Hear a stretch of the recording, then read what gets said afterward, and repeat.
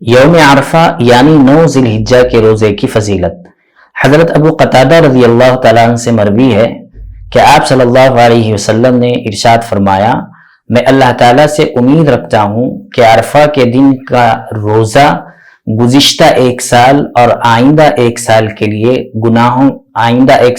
گناہوں کے لیے کفارہ بن جائے گا۔ ترمذی شریف حدیث نمبر 749۔ عرفہ یعنی بقرعید سے 1 دن پہلے کا جو روزہ ہوتا ہے اسے عرفہ کا روزہ کہا جاتا ہے، اور گناہ سے مراد یہاں پر صغیرہ گناہ ہے، اور انسان ہونے کی حیثیت سے ہم سب سے بہت سارے گناہ ہوتے رہتے ہیں جس کا ہمیں اندازہ بھی نہیں ہوتا، لیکن اللہ تعالیٰ کی رحمت بہت وسیع ہے۔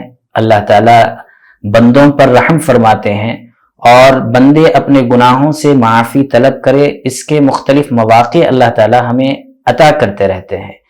انہی مواقعوں میں سے ایک موقع یہ عرفے کا روزہ ہے، جس کا ہمیں خاص اہتمام کرنا چاہیے۔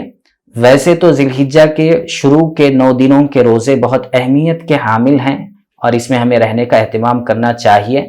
اگر کسی وجہ سے ان روزوں کو ہم نہیں رکھ سکے تو ہمیں چاہیے کہ ہم عرفے کے روزے کو خاص اہتمام سے رکھیں، تاکہ اللہ تعالیٰ کے یہاں ہم اپنے گناہوں کی معافی مانگ سکیں اور ہمارے گناہوں کے لیے یہ کفارہ بن جائے۔ کتنی عظیم نعمت ہے کہ ہم پچھلے ہمارے 1 سال کے گناہ بھی معاف ہو رہے ہیں اور اگلے 1 سال کے گناہ بھی اللہ تعالیٰ ہمارے معاف فرما رہے ہیں۔